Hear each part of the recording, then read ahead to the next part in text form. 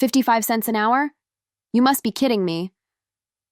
That was the number staring back at me when I opened my paycheck.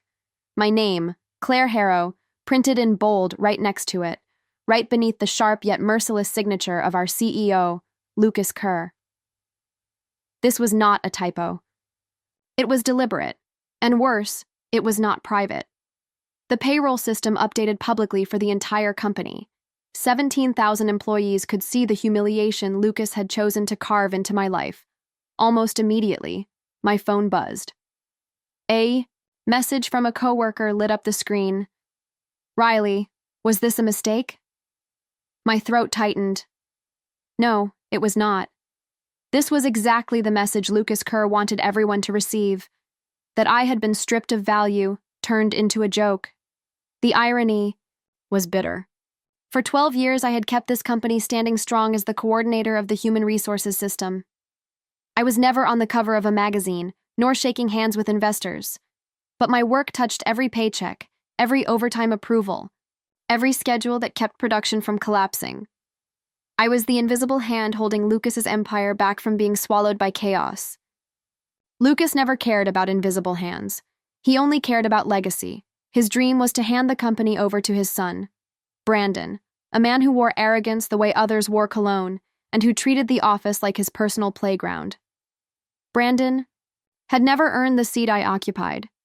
He was only set to inherit it, and to make room for him, Lucas chose to crush me down to 55 cents an hour. The contrast had never been more brutal, and beneath the humiliation, fear hit me hard. My mother's heart medication was not optional. Without it, she would not survive this month. My daughter's college acceptance letter was still pinned to the refrigerator.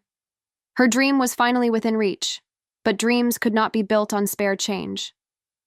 At 55 cents an hour, both my mother's survival and my daughter's future were being stolen right before my eyes. The shock hollowed me out, but the humiliation sparked something else. An ember. I did not scream. I did not argue. I just stared at that number, knowing Lucas had lit a fire he would never be able to control. For years, my fingerprints ran through the veins of Hale Dynamics, even though no one ever saw them. 17,000 employees depended on my work, though most of them had no idea who I was. I was not the chief executive officer shaking hands with investors or the face on glossy magazines. I was the one who kept the machine breathing, the silent architect behind every paycheck delivered on time, every overtime hour recorded correctly, every schedule that kept chaos from swallowing the factory whole. As the coordinator of the human resources system, I built processes that everyone else took for granted. Truck drivers knew exactly when to load shipments because my system synced their schedules with the warehouse shifts. Engineers were fairly paid for the nights they stayed awake until dawn because I corrected the overtime codes before payroll locked. The entire plant ran smoothly because I made sure there were no staffing gaps, no overlapping shifts, no hidden collapses waiting to happen. Pride was the only reward I ever had. Pride and the knowledge that without me, the empire Lucas Kerr boasted about would have cracked a long time ago. I still remember one crisis as if it had happened yesterday. A payroll system error miscalculated bonuses for 3 departments, leaving hundreds of employees short right in the holiday season. The union was preparing lawyers. Employees were furious. Lawsuits were inevitable. I stayed awake for 48 hours straight, combing through every record, checking every number until the balance was restored, and the rage began to cool. Lucas walked into the press conference right after, shoulders square, voice calm, telling the cameras that he personally had solved the issue. My name was never spoken. He basked in applause built on the exhaustion that had nearly broken me. That was the rhythm of my career. I kept the company standing, and he absorbed the glory. And then, even pride became hollow when it had to be carried, alone. In the quiet moments, loneliness pressed heavier than any crisis ever could. Pride could not pay the rent that kept climbing. Pride could not cover the hospital bills. I still saw my mother at the kitchen table, her pills lined up in neat rows, counting again and again, deciding which days she could skip her heart medicine without collapsing. I still heard my daughter's voice, soft but sharp, as she held her acceptance letter. "Mom, I will still get to go, right? I will still be able to study at the school I have always dreamed of, right? That question cut deeper than Lucas's signature ever could. I had built stability for thousands of people, yet I could not promise stability for the two who mattered most to me. The pride I carried in silence suddenly felt like a glass cup, polished, flawless on the outside, but ready to shatter with the slightest crack. I was the hidden architect of Hale dynamics, the one Lucas Hale could never truly replace, though he would try. And in the stillness between storms, I began to realize invisibility was no longer enough. The grand announcement was staged as a celebration, but to me, it felt more like a public execution. Lucas Kerr stood at the head of the conference table. His voice echoed through the intercom system, reaching every floor, every cubicle, every break room. He spoke with the tone of a man proclaiming progress. But his eyes landed on me first, and the spark in them could not be mistaken. This was not about progress. This was about replacing me. Today, he declared, we begin a new chapter. A chapter of innovation, of energy, and of leadership rooted in family. He stretched those final words as if they were a vow. I had known what was coming, but hearing it spoken still cut like a blade. I am proud to announce that my son, Brandon Hale, will be taking over the position of Human Resources System Coordinator, effective immediately. The applause that followed was awkward, like the hiss of air leaking from a balloon. My chest tightened as eyes turned toward me. Some looked curious, some sympathetic, others pretending to be indifferent. 12 years of work, erased in a single sentence. That was when Brandon walked in, wearing a suit that looked borrowed, yet smirking with confidence that was entirely his own. He adjusted a tie he clearly did not know how to knot, then shook hands with the nearest executives. His confidence was inflated by nothing more than the name Hale. Then he turned toward me, his grin spreading wider. I am going to clean up this mess, he said loudly enough for the entire room to hear. No offense, Riley, but your system has been outdated for a long time. It is time to clear out the old junk. He laughed as though 12 years of my life were nothing but trash in some forgotten storage room. A few uneasy chuckles followed, not because anyone agreed, but because no one dared to oppose the son of Lucas. The humiliation sat heavy in my stomach. I wanted to scream, to recount every sleepless night, every crisis I had prevented, every payroll I had saved from collapse. I wanted to remind them all that without me, this company would have drowned years ago. But I said nothing. My silence was not weakness. It was restraint. Because beneath the pain of being publicly humiliated, something else stirred. Anger. A cold, precise anger. The kind that did not explode right away, but waited, sharpened, and gathered strength. Lucas let his gaze sweep across the room, soaking in the moment as if he had just secured the company's future. He did not see the irony. He did not see the danger. All he saw was his son sitting in the chair I had built, clutching the power I had upheld. He did not understand. I sat still, hands resting on my lap, my face calm. But inside, a storm raged. They believed they had silenced me, stripped me of my dignity. What they had truly done was hand me the one weapon Lucas would never anticipate: patience. There is a difference between destruction and withdrawal. One is loud. One path is reckless and obvious. The other is quiet, patient, and destructive by its very inevitability. I did not need to sabotage anything. All I had to do was stop protecting them. For 12 years, I carried this entire system on my back every morning before the office even woke up. I logged in to sift through a string of alerts. Red flags, tiny irregularities, small mismatches that, if ignored, would quickly turn into chaos. They were not design flaws. They were the natural result of a living workforce of 17,000 people. The system did not align itself without a guiding hand. I was that hand. And for 12 years, I adjusted what no one else could see, patching leaks, balancing fragile gears, making the impossible look effortless. Now, stripped of dignity and replaced by a boy who smirked at the life's work I had built, I simply stopped. I did not pull the plug or plant malicious code. I did not have to. I simply chose not to type in the adjustments, not to override the alerts, not to press resolve on the issues that appeared with clockwork precision. I folded my arms, staring at the screen, letting the red warnings stack up. On Brandon's very first day at my desk, the system handed him his first test. A flashing red box popped up, flagging a payroll scheduling conflict in the Midwest Division. Left unchecked, the error would double book hundreds of workers, draining both the budget and overtime funds dry. My chest tightened as I watched quietly from the corner of the room. This was exactly the kind of crisis I had resolved countless times. A domino waiting to fall. Brandon glanced at it, shrugged, and clicked the alert away. He did not even read the description. To him, it was just a nuisance, not a warning. Just. Another glitch, he muttered loudly enough for a nearby analyst to hear. Then he leaned back in his chair, scrolling through emails with a broad grin, completely blind to the storm he had just invited. That was the moment I knew. The first domino had shifted. The feeling was strange, almost peaceful. I did not feel the thrill of revenge, nor the cruel satisfaction of payback.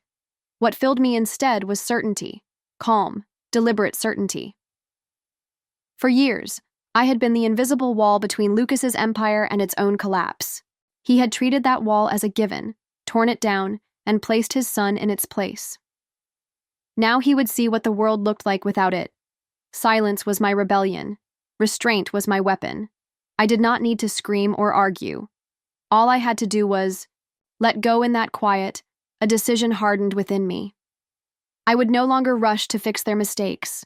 I would no longer shield them from the consequences of their arrogance. The empire Lucas Kerr worshipped was built on illusions that I had quietly sustained.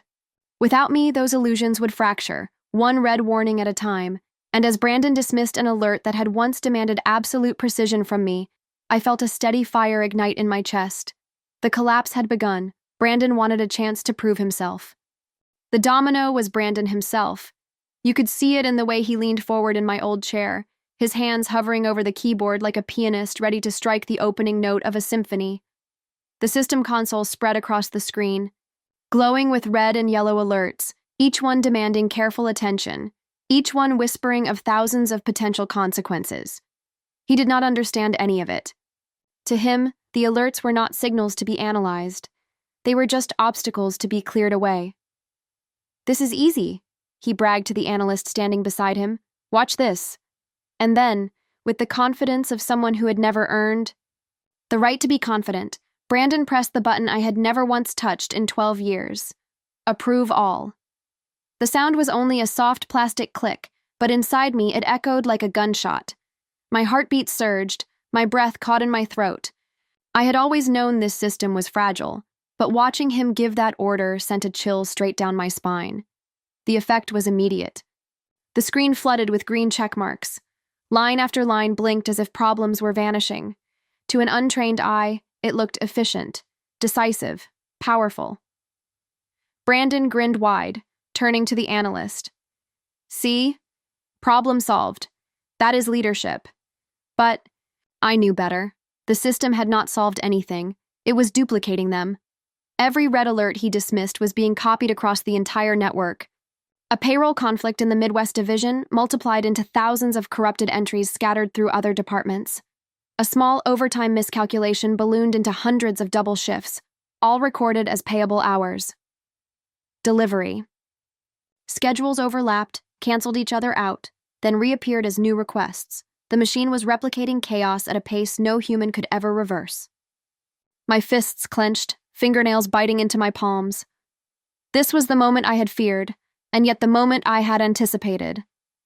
The first domino had not been pushed by me, but by the arrogance of a boy desperate to impress his father. The analyst did not see it. To him, it all looked like efficiency, like progress. He even clapped Brandon on the back. "Well done," Brandon smirked, basking in a victory that was nothing more than an illusion. I stood at a distance, silent. Every fiber in me wanted to rush forward to stop him, to erase what I knew would soon escalate into catastrophe. But I did not move. I had promised myself I would no longer shoulder the burden Lucas had stripped from me. The low hum of the servers filled the room, steady and indifferent, like a heartbeat unconcerned with who lived or who fell, and as I watched the lines of false approvals stream across the screen, a cold wave seeped deep inside me. The dominoes had begun to fall, and nothing, not Lucas, not Brandon, not even I, could stop them now. For the first time in years, the weight no longer rested on me, and the silence of my restraint thundered louder than any warning I could have spoken. The house. Cracks had begun. In less than an hour, the cracks had spread wide. What began as tiny irregularities on the system dashboard had erupted across every corner of Hale Dynamics like wildfire. The payroll department reported duplicate entries, missing hours, and bonuses routed into accounts that no longer existed. Shift managers panicked as they discovered schedules that placed the same employee in 2 different locations at the same time. Trucks sat idle at loading docks with no drivers, while others were dispatched from warehouses without carrying a single shipment. All of this within the first 60 minutes. The damage was staggering, $1.2 million every hour. Not a projection, not an estimate. Real money bleeding from the system in a way no one could stop in time. Suppliers screamed for answers. Deliveries fell behind. Clients called, declaring contracts were at risk. The system that had once been my silent masterpiece was now Brandon's battlefield. And the casualties were piling up right on the factory floor. The human cost exploded. Workers who had once been underpaid suddenly received bloated checks, while others got nothing at all. Confusion turned to fury. In the Midwest Division, a group of machinists walked off the line, filming themselves as they held their pay stubs up to the camera. "This is Hale Dynamics!" one of them shouted, voice breaking with rage. "They cannot even pay us correctly. We will not work until they fix this." Within minutes, the video spread across social media, gathering shares and comments faster than the company could respond. Hashtags accusing the company of corruption and exploitation began to climb. The dominoes I had once quietly held upright were now collapsing in waves, and no one inside the company had the skill to stop them. In the executive wing, Lucas Kerr began to unravel. Reports described him storming through hallways, barking at IT teams, demanding instant solutions. Solutions that did not exist. He slammed his fist on the conference table during one meeting, shouting, "It is the system's fault.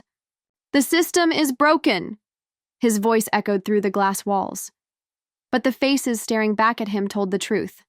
The system was not broken. He was, and even as chaos devoured his empire, Lucas clung to his arrogance.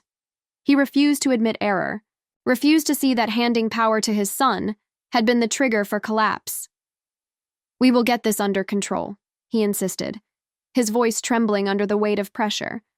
But behind him, the walls of screens filled with red alerts told a different story, one he could no longer silence. The chaos was no longer trapped in data. It had become alive, spreading outward, consuming another $1 million from his kingdom every single hour. Yet Lucas Kerr still refused to see that this disaster was not a technical glitch. It was the price of arrogance. The boardroom was becoming a storm, but Lucas. Hale stood in the center of the room as if shouting alone could calm the storm. His face was flushed red, his tie loosened, his palm pounding the polished oak table with every word. "The system is broken," he roared. "This is what happens when one person is given too much control. Claire Harrow built this mess, and she is the reason we are losing millions every single hour." His words ricocheted off the glass walls, spilling into the hallway where assistants and analysts pretended not to hear. My name left his mouth like a curse, as if I hadn't saved his empire a dozen times before. I sat quietly in the back corner, uninvited yet not expelled, watching the man who once humiliated me now claw for power with nothing but arrogance. "Find her mistakes," Lucas barked at the IT director. "Dig through her code, her overrides, anything she ever touched. She's the one sabotaging us. No one else could have caused this." The IT director shifted uneasily, his team already buried in logs and access trails. Screens lit the walls, lines of data scrolling faster than eyes could follow. Lucas paced behind them, muttering about incompetence, about betrayal. Never once did it occur to him that the truth was closer than he thought. Then the lead analyst spoke. His voice was careful, but firm. "Sir, we've traced the approvals that triggered the cascade. They all carry the same digital signature." He hesitated, swallowing. "It belongs to Brandon Hale. The room fell into silence, sharp enough to cut the air. Lucas froze, jaw clenched, knuckles white against the table's edge. For a moment, he looked as if the floor beneath him had collapsed. "That's impossible," he said, clinging to arrogance like a lifeline. "You must have read it wrong. Run it again." But the analyst shook his head. "We've run it 3 times. The results are identical." Brandon used the approve all command. That's what replicated the errors across the system. The denial in Lucas's eyes flickered, but he forced his voice louder, angrier. "He wouldn't make a mistake like that. He's my son." He was clearing out her outdated processes. "This is still Riley's fault." His words fell flat. Even the most loyal executives avoided his gaze. Their silence was confession enough. The Emperor had no clothes. I stayed still, hands folded in my lap, saying nothing. Every fiber of me wanted to shout the truth, to lay bare the years I had poured into keeping this fragile empire alive. But silence was stronger. Silence forced them all to look at Lucas, at Brandon, at the chaos of their own making. And in that silence, I tasted it, the fragile flavor of justice. Sweet, sharp, undeniable. Not the justice of courts or contracts, but the kind that arrives when arrogance finally collapses under its own weight. The boardroom, already taut with tension, now. The revelation from the audit logs exploded into chaos. When Brandon finally spoke, his face had gone pale, confidence drained, sweat beading along his collar. He looked at Lucas, not with pride, but with fear. "You told me to do it," he blurted out. His voice trembled, and every director around the table leaned forward, stunned. "You told me to hit approve. You said it was the fastest way to fix everything." For a moment, the room was suffocating. No one moved. Those words hung in the air like a blade poised above Lucas's head. His face darkened, rage and disbelief knotting his features. "Brandon," he hissed. "Don't say another word." But the damage was done. The board had heard everything. The arrogance that had defined Lucas's rule was unraveling before their eyes, now compounded by his son's panicked confession. I sat in the corner, quietly watching the empire devour itself. The scene felt surreal. Lucas's attempt to crown his heir had instead revealed the hollow core of his dynasty. Then came the killing blow, the moment that sealed Brandon's downfall. A director's phone buzzed. Seconds later, every screen lit up with a shaky video shot on an employee's tablet. Brandon's voice, unmistakable, filled the boardroom. "Watch this. I just fixed Riley's mess with a single click."